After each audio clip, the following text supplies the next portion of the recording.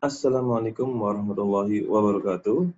Kali ini kita akan membahas tentang isu kinerja komputer.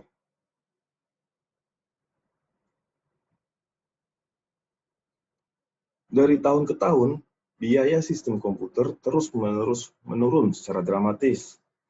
Sementara kinerja dan kapasitas sistem tersebut terus meningkat secara dramatis juga. Laptop yang ada saat ini yang kita miliki, ini kekuatan komputasinya hampir sama dari mainframe IBM 10 atau 15 tahun yang lalu. Sehingga saat ini kita bisa memiliki komputer dengan kecepatan yang bebas kita tambahkan atau kita turunkan sesuai dengan kebutuhan. Saat ini prosesor bukan menjadi barang yang mahal. Saat ini bahkan ada chip mikroprosesor yang dapat kita buang dalam sekali pakai. Misalnya, ada alat uji kehamilan digital yang berbasis komputer. Ini hanya digunakan sekali dan setelah digunakan dibuang. Nah, dari revolusi teknologi yang berkelanjutan ini telah memungkinkan pengembangan aplikasi dengan kompleksitas dan kekuatan yang mencengangkan. Misalnya pada aplikasi desktop yang membutuhkan kekuatan dan kecepatan prosesor yang besar dari sistem yang berbasis mikroprosesor. Nah, antara lain ada aplikasi pemrosesan gambar, rendering 3 dimensi, pengenalan ucapan atau voice recognition, aplikasi konferensi video, kemudian pembuatan multimedia, video dan sebagainya, anotasi suara dan video dari file, pemodelan simulasi, dan masih banyak aplikasi-aplikasi lain yang membutuhkan kekuatan komputasi yang cukup besar. Sistem workstation atau setara dengan PC sekarang ini mendukung aplikasi ilmiah dan teknik yang sangat canggih serta memiliki kapasitas untuk mendukung aplikasi gambar dan video. Selain itu, saat ini bisnis yang mengandalkan server semakin meningkat. Nah, ini digunakan untuk menangani transaksi dan pemrosesan berbasis data serta untuk mendukung jaringan klien server besar-besaran yang telah menggantikan pusat komputer mainframe besar yang ada di masa lalu. Selain itu, penyedia layanan cloud menggunakan bank server yang berkinerja tinggi dengan jumlah yang besar. Digunakan untuk memenuhi aplikasi volume yang tinggi dan dengan tingkat transaksi yang tinggi juga. Nah, ini untuk kebutuhan spektrum klien yang sangat luas. Yang menarik tentang semua ini dari perspektif organisasi dan arsitektur komputer adalah di satu sisi blok bangunan dasar pada komputer saat ini hampir sama dengan yang ada di komputer IaaS yang ada di masa lalu yang sudah berusia 50 tahun lebih. Di sisi lain, teknik untuk menghasilkan kinerja maksimal dari bahan yang ada menjadi semakin canggih. Apa yang membuat prosesor Intel berbasis 86 atau komputer mainframe IBM memiliki kekuatan yang luar biasa adalah pengejaran kecepatan tanpa henti oleh produsen chip prosesor. Evolusi mesin ini terus mendukung hukum Moore yang sudah disebutkan di minggu sebelumnya. Selama hukum Moore ini berlaku, pembuat chip dapat melepaskan generasi baru chip setiap 3 tahun sekali dengan transistor 4 kali lebih banyak. Dalam chip memori, ini telah melipat gandakan kapasitas memori acak atau dynamic RAM yang masih merupakan teknologi dasar untuk memori utama komputer setiap 3 tahun. Dalam mikroprosesor, penambahan sirkuit baru dan peningkatan kecepatan ini berasal dari pengurangan jarak di antara sirkuit-sirkuit yang ada di dalamnya.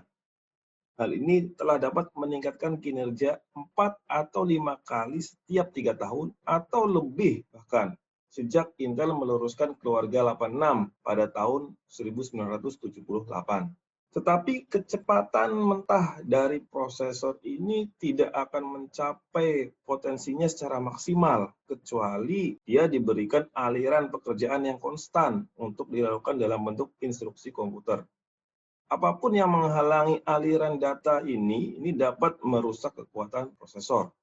Oleh karena itu, sementara para pembuat chip prosesor sibuk melakukan cara membuat chip dengan kepadatan yang lebih besar dan lebih rapat, desainer prosesor harus bisa menemukan teknik yang lebih rumit untuk memberikan makanan terhadap monster prosesor tersebut.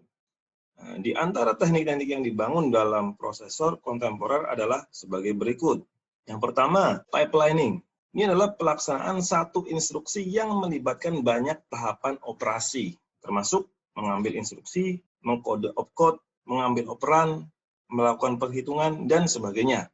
Nah, pipelining ini memungkinkan prosesor untuk bekerja secara bersamaan pada beberapa instruksi atau perintah dengan melakukan fase yang berbeda pada setiap instruksi secara bersamaan. Prosesor ini akan menumpangtindihkan operasi dengan memindahkan data atau instruksi ke dalam pipa konseptual dengan semua tahapan pemrosesan pipa secara bersamaan. Misalnya, saat satu instruksi sedang dijalankan, komputer akan mengkodekan instruksi yang akan dikerjakan berikutnya. Nah, hal ini dapat membuat prosesor sesering mungkin dapat memaksimalkan kapasitas kinerjanya. Prinsip ini sama seperti yang terlihat pada jalur perakitan suatu benda atau suatu barang, misalnya di suatu pabrik. Kemudian yang kedua adalah prediksi cabang. Prosesor akan melihat ke depan dalam kode instruksi yang diambil dari memori dan memprediksi cabang atau kelompok instruksi yang kemungkinan besar akan diproses berikutnya. Jika prosesor sering menebak dengan benar, tebakannya sering benar, dia dapat mengambil lebih dulu instruksi yang benar dan menyangganya atau disimpan sementara sehingga prosesor tetap sibuk. Contoh yang lebih canggih dari strategi ini tidak hanya memprediksi cabang berikutnya, tetapi juga cabang yang ada di depan lebih jauh. Dengan demikian, prediksi cabang dapat meningkatkan jumlah pekerjaan yang tersedia untuk dijalankan oleh prosesor. Kemudian berikutnya adalah eksekusi superskalar. Ini adalah kemampuan untuk mengeluarkan lebih dari satu instruksi di setiap siklus clock prosesor. Akibatnya, beberapa pipa paralel dapat digunakan.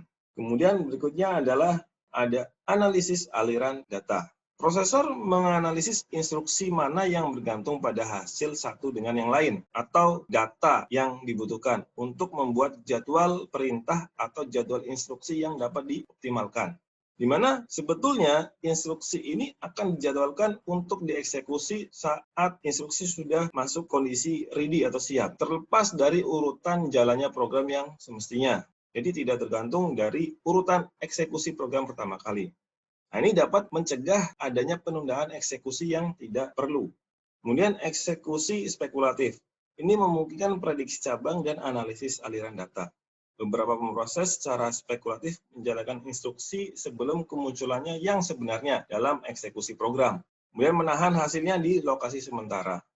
Ini memungkinkan prosesor untuk bisa menjaga mesin eksekusinya sesibuk mungkin dengan menjalankan instruksi yang mungkin diperlukan. Nah, teknik ini dan teknik canggih lainnya ini sangat diperlukan oleh prosesor dengan kecepatan dan kekuatan yang luar biasa saat ini. Secara kolektif, komputer khususnya prosesor ini memungkinkan untuk mengeksekusi banyak perintah atau instruksi dalam satu siklus prosesor daripada harus mengambil banyak siklus dalam satu instruksi. Sementara daya prosesor telah melaju dengan kecepatan yang sangat tinggi, komponen penting lainnya dari komputer tidak dapat mengimbangi. Hasilnya adalah kebutuhan untuk mencari keseimbangan kinerja. Penyesuaian organisasi dan arsitektur digunakan untuk mengimbangi ketidaksesuaian antara kapabilitas berbagai komponen. Masalah yang dibuat oleh ketidaksesuaian seperti ini sangat kritis pada antarmuka antara prosesor dan memori utama. Nah, sementara kecepatan prosesor telah berkembang pesat, kecepatan yang dapat digunakan untuk mentransfer data antara memori utama dan prosesor sangat lambat. Antarmuka antara prosesor dan memori utama adalah jalur yang penting dan sangat penting di seluruh komputer karena bertanggung jawab untuk membawa aliran instruksi program dan data yang konstan antara chip memori dan chip prosesor. Jika memori atau jalur ini gagal untuk mengimbangi tuntutan prosesor yang terus-menerus berkembang pesat, prosesor akan berhenti dalam keadaan menunggu. Dan waktu pemrosesan yang berharga ini bisa hilang. Arsitek dari sistem ini seharusnya dapat mengatasi masalah ini dengan berbagai cara, yang semuanya tercermin dalam desain komputer kontemporer. Antara lain, pendekatannya adalah yang pertama, meningkatkan jumlah bit yang diambil sekaligus dengan membuat dynamic RAM lebih luas atau lebih lebar daripada lebih dalam dengan menggunakan jalur bus yang lebar. Nah, ini dimulai dari jalur data yang dulu 8 bit, berkembang menjadi 16, 32, hingga 64 bit saat ini. Kemudian mengubah antarmuka dynamic RAM agar lebih efisien dengan menyertakan cache atau skema buffering lainnya pada chip dynamic RAM. Kemudian mengurangi frekuensi akses memori secara langsung dengan memasukkan struktur cache yang semakin kompleks dan efisien antara prosesor dan memori utama. Ini termasuk penggabungan satu atau lebih cache pada chip prosesor, serta adanya cache of chip di luar prosesor yang posisinya dekat dengan chip prosesor. Kemudian meningkatkan bandwidth interkoneksi antara prosesor dan memori dengan menggunakan bus berkecepatan tinggi. Dan adanya hierarki bus untuk menyangga dan menyusun aliran data, terutama ke peripheral. Area fokus lainnya adalah penanganan perangkat I/O. Saat komputer menjadi lebih cepat dan lebih mampu, aplikasi yang lebih canggih dikembangkan yang mendukung menggunakan peripheral dengan tuntutan I/O yang intensif. Gambar ini memberikan beberapa contoh perangkat peripheral yang umum digunakan pada komputer pribadi atau workstation. Perangkat ini membuat permintaan throughput data yang luar biasa, sementara prosesor generasi saat ini dapat menangani data yang dipompa keluar oleh perangkat ini. Masih ada masalah untuk memindahkan data antara prosesor dan peripheral. Strategi yang digunakan antara lain adalah skema caching dan buffering, ditambah penggunaan bus interkoneksi berkecepatan tinggi dan struktur bus yang rumit. Selain itu, adanya penggunaan konfigurasi multiprosesor dapat membantu memenuhi permintaan I/O. Kunci dari semua itu adalah keseimbangan.